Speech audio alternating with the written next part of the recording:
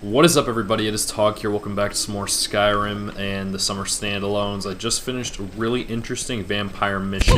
Oh my god, I literally did not mean to do that, but sometimes, you know, you play Fallout, you forget that pulling up the Pip-Boy is shouting in Skyrim. Today we're gonna make this really simple, and we're just gonna read a book. And sadly, I don't keep hold of the books that I have, so I was gonna go buy one, but it looks like I already have one here magically in 2920 Sun's Dawn. It's literally just showing that there's a million books in Skyrim, and there was a really interesting one about this tribe, and one of them had like a birthright or something, and another one tried to come and steal it, and it was so interesting, and I don't remember what it was called, and I tried looking it up and I couldn't find it, and it was in some cave, and I read it on stream, and then I don't know which save it was, and so I can't find it, so I guess we'll just read this book that I don't remember finding. Sun's Dawn, book 2 of 2920, The Last Year of the First Era by Karl Lovac Townway. This is just showing it real quick. Like I said, it's a standalone. These are shorter than my normal videos. Just go ahead and read it and see if it's any good. Hopefully it is. Hopefully it is.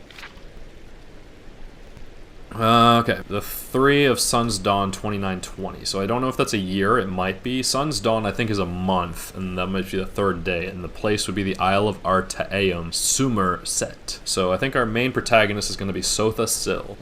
Sotha Sil watched the initiates float one by one up to the Oasum tree, taking a fruit or a flower from its high branches before dropping back to the ground with varying degrees of grace. He took a moment while nodding his head in approval to admire the day. The whitewashed statue of Sirabane, which the great mage was said to have posed for in ancient days, stood at the precipice of the cliff overlooking the bay. Pale purple proscato flowers waves to and fro in the gentle breeze, beyond ocean and the misty border between Artaeum and the main island of Somerset. By and large acceptable, he proclaimed as the last student dropped her fruit in his hand. With a wave of his hand, the fruit and flowers were back in the tree. With another wave, the students had formed into position in a semicircle around the sorcerer. He pulled a small, fibrous ball, about a foot in diameter, from his white robes. What is this? The students understood this test. It asked them to cast a spell of identification on the mysterious object. A spell of identification. It seems like they're just pulling it from their head, but considering the College of Winterhold starts with the word college, it could be that magic is a learned ability that has to do with knowledge and ability, maybe less ability, more about knowledge. Each initiate closed his or her eyes and imagined the ball in the realm of the universal truth. Its energy had a unique resonance as all physical and spiritual matter does. A negative aspect, a duplicate version, relative paths, true meaning, a song in the cosmos, a texture in the fabric of space, a facet of being that has always existed and always will exist. A ball, said a young Nord named Wellig, which brought giggles from some of the younger initiates, but a frown from most, including Sotha Sil. If you must be stupid, at least be amusing, growled the sorcerer, and then looked at a young dark-haired Altmer lass who looked confused. I think that might be a race that I'm not familiar with in Skyrim. There's like a million of them. Lilatha, do you know? Or Lilitha, maybe? It's a Grom, said Lilitha, uncertainly. What the Drech Meth after their Krevenasim. Carvenasim. But very good, nonetheless, said Sotha Sil. Now tell me, what does that mean? I don't know, admitted Lilitha. The rest of the students also shook their heads. There are layers to understanding all things, said Sotha Sil. The common man looks at an object and fits it into a place in his way of thinking. Those skilled in the old ways, in the way of Psychic, if the P is silent, in mysticism, can see an object and identify it by its proper role, but one more layer is needed to be peeled back to achieve understanding. You must identify the object by its role and its truth and interpret that meaning. In this case, this ball is indeed Grom, which is a substance created by the Drech, an underwater race in the north and western parts of the continent. For 1 year of their life, they undergo Carvenisin when they walk upon the land. Following that, they return to the water and meth, or devour the skin and organs they needed for land dwelling. A Carvenism is some type of procedure that they go through so that they can walk upon the land. They might be primarily underwater races in the north and west parts of the continent, but after they return to the water and meth, I guess, they need to devour the skin and organs that they need for land dwelling. So I guess they can consume like lungs so that they can live on the land. That's kind of scary. Then they vomit it up into little balls like this. Grom, Dreh, vomit. The students looked at the ball a little queasily. Sotha Sil always loved this lesson. The following day, you thought the reading was that quickly. Reading often never is. It usually takes much longer, and that's why people prefer to watch books made into movies, because then they can get the whole book in a bit of a shorter time, but you'll always get more out of the reading of the book. Spies, muttered the Emperor, sitting in his bath, staring at a lump on his foot. All around me, traitors and spies. The Emperor now, so we're in a different place. This is the imperial city of Cyrodiil. That's a city, I do know that much, I think. His mistress, Raja, washed his back, her legs wrapped around his waist, so we're getting a little intimate now. I hope we can handle this. She knew after all these many years when to be sensual and when to be sexual. When he was in a mood like this, it was best to be calmly, soothingly, seductively sensual. Sensual? Sorry, I don't know. I guess I don't use that word very often, but I think it has to do with the senses, less than the sexes.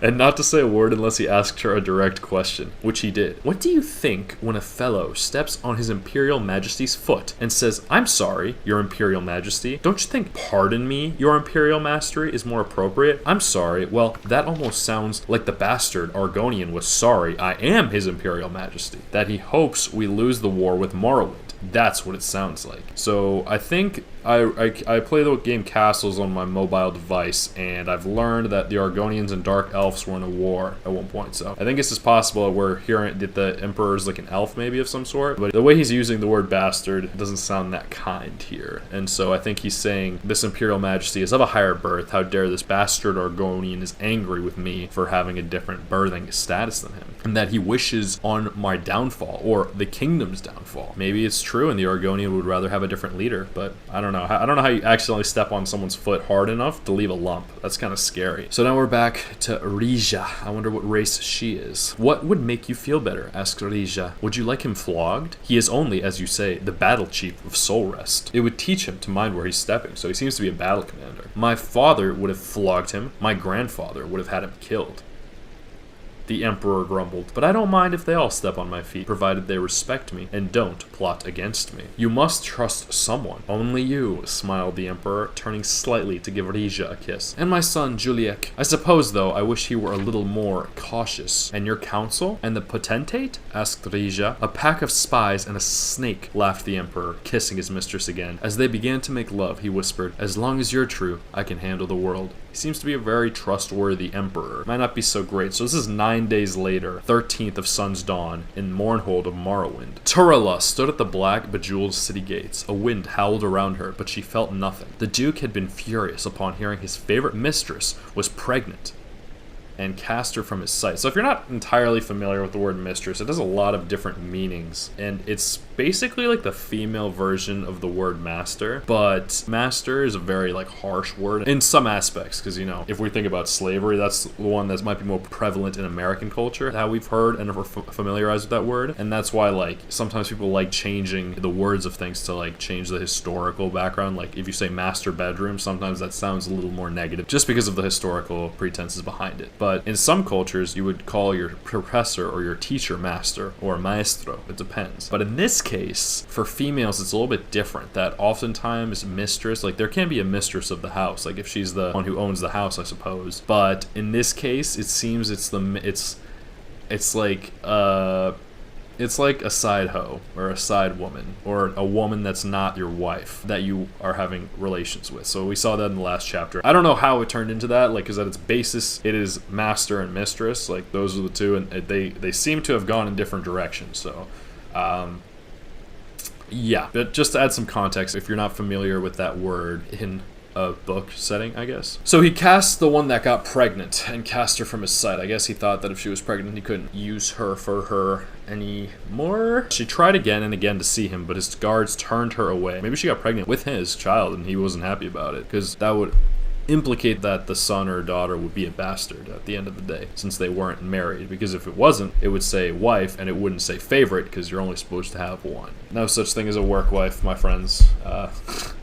Finally, she tried again and again to see him, but his guards turned her away. Finally, she returned to her family and told them the truth. If only she had lied and told them she did not know who the father was, a soldier, a wandering adventurer, anyone. But she told them that the father was the Duke, a member of the House Endoril, and they knew what she knew they would have to do as proud members of the House Redoran. So it was the Duke.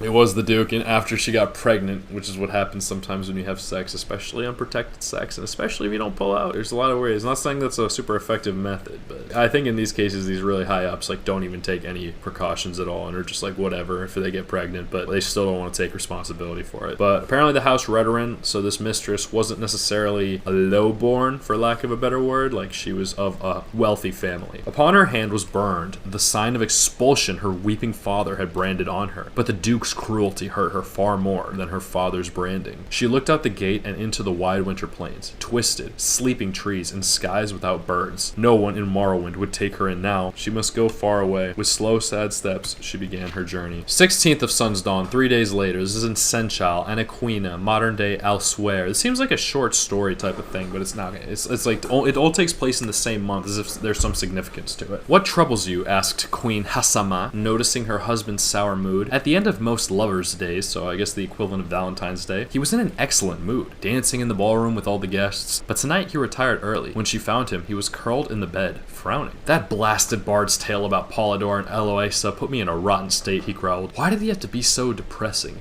Since they didn't have radio players or DJs or anything of that sort in this time period, they would pay people to sing. And when they sing, they would have to make their own music usually. So sometimes they would sing about what was going on. Let's hear about who Polydor and Eloisa are. But isn't that the truth of the tale, my dear? Weren't they doomed because of the cruel nature of the world? It doesn't matter what the truth is. He did a rotten job of telling a rotten tale, and I'm not going to let him do it anymore. King Droa Thriel.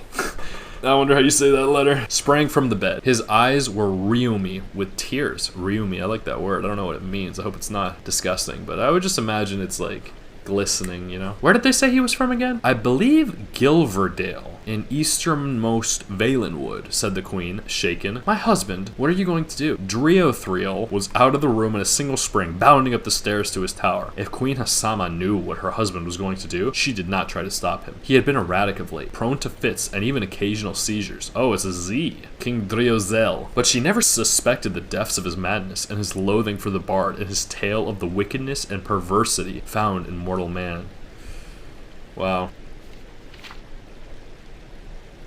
Weren't they doomed? I wonder what happened to those two. It sounds like they were two women, but I can't be certain. Unless, no, it might be a man and a woman, but it doesn't sound like it ended very romantically. Why would they sing about that on Lover's Day? Many questions. 19 Sun's Dawn, 2920, Gilverdale, Valenwood.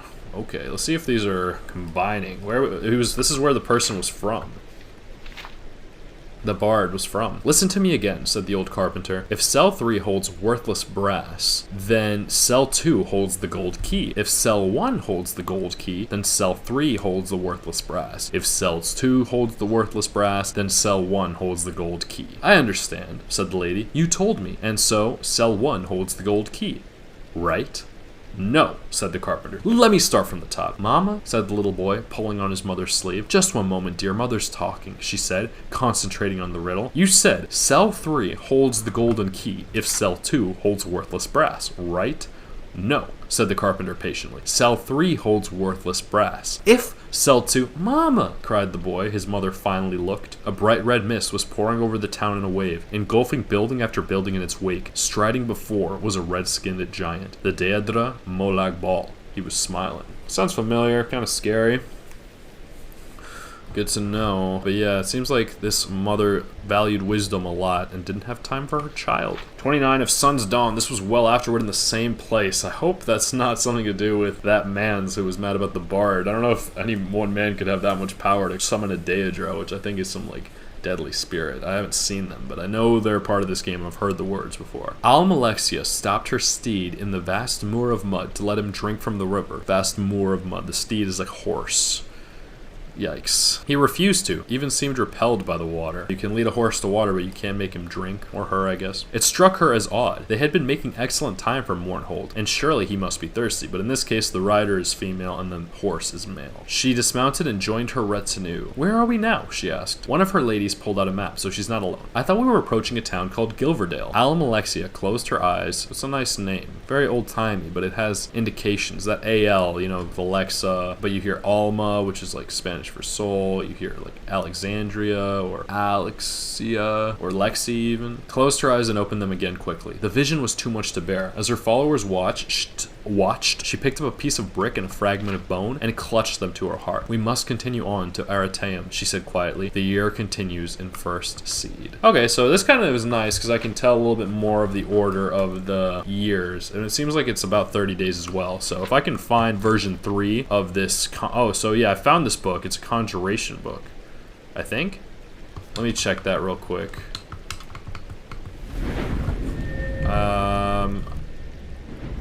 Let's see, there's a ton of magic here, but I went the wrong way, clearly. No, I can't tell from here. Huh.